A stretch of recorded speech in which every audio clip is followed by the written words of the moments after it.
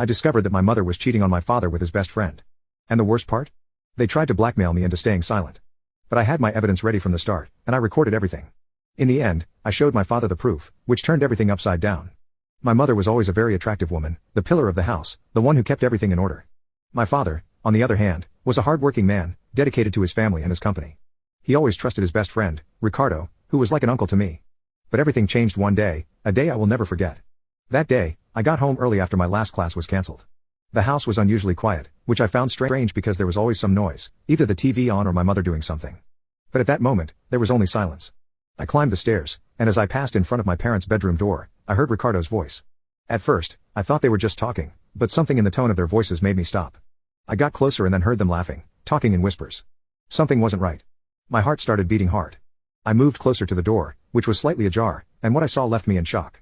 There, in my parents' bed, were my mother and Ricardo in a situation that left no room for doubt. I felt as if the world was collapsing around me. The betrayal emanating from that scene filled me with anger and confusion. I quietly stepped back, my mind trying to process what I had just seen.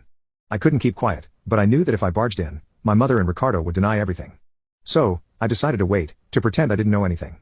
But my mind was already planning what to do next. That night at dinner, my mother behaved as if nothing had happened. She looked at me with the same authoritative gaze she had always had, but now all I could see was the lie behind her eyes. When Ricardo showed up at the house a few days later for dinner with the family, I had to bite my tongue to keep from shouting what I knew. However, one day, I couldn't take it anymore, and I confronted my mother in private.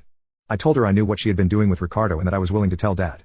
But instead of denying or apologizing, her reaction was much colder and more calculated than I expected. "You don't know what you're getting into," she told me, looking at me with a coldness I had never seen in her before.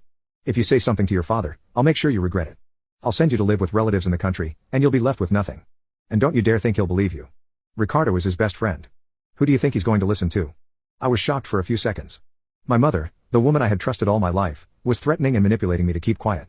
But I knew I couldn't stay silent. The anger inside me grew even more, but I had to suppress it. I pretended to give in. "Okay," I told her, bowing my head to hide my fury. "I won't say anything." But inside, I already had a plan. I knew I couldn't trust her words. So, the next time I heard them in the room together, I made sure I was prepared. I turned on my phone, and without making a sound, I recorded everything. The voices, the laughter, and then the silence. I kept it recording like a treasure. The next day, I decided it was time. I asked my dad to meet me at a coffee shop after work. I told him I needed to talk to him alone, something I didn't do often, so he took me seriously. We sat down, and with trembling hands, I pulled out my phone. Without saying anything, I showed him the recording. His expression changed as he listened. Disbelief turned into pain, and then a barely contained fury. When the recording ended, he said nothing. For a few moments, he just looked at me with tears in his eyes. Then, he stood up from the table. "Let's go home," he said. That was all. And without waiting, I followed him, bracing for what would come next. The drive home was filled with deafening silence. I could feel the tension in the air, but I didn't dare say anything. I knew that, in that moment, any word I said could make things worse. My father had that look, his knuckles tightly gripping the steering wheel as he struggled to keep calm.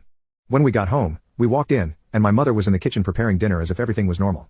My father called her name, and his voice was so cold that it made me tremble. She turned around, and for a moment, it seemed like she didn't understand what was happening. But when she saw the expression on my father's face, she knew. "What's going on?" she asked, trying to sound innocent, but her voice wavered. My father said nothing. Instead, he pulled out his phone and played the recording. The sound of laughter and whispers filled the room. My mother was paralyzed, and at that moment, I knew there was no turning back. The truth was out, and there was no way she could deny it. Ricardo, my dad's best friend, arrived shortly thereafter, probably unaware of the situation. But when he entered and saw the scene, his face paled. Without saying a word, my father hit him, so hard that it knocked him to the ground. I had never seen my father lose control like that. It was as if all the years of betrayal had boiled into that one moment.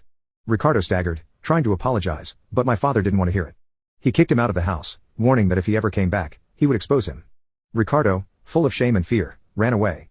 My mother, in tears, tried to speak, begging for forgiveness. But my father was resolute. That same night, he began preparing everything for the divorce. There was no turning back. He asked me to pack my things, telling me I would go live with him.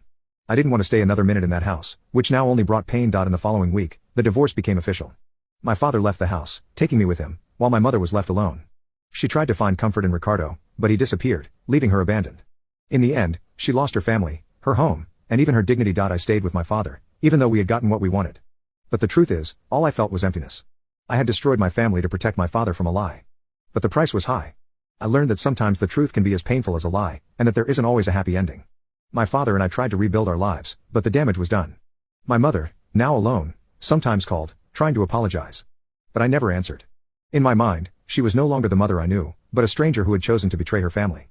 The weight of what I discovered and what I did will always be with me. But at least I know I didn't remain silent in the face of injustice, even if the cost was higher than I ever imagined.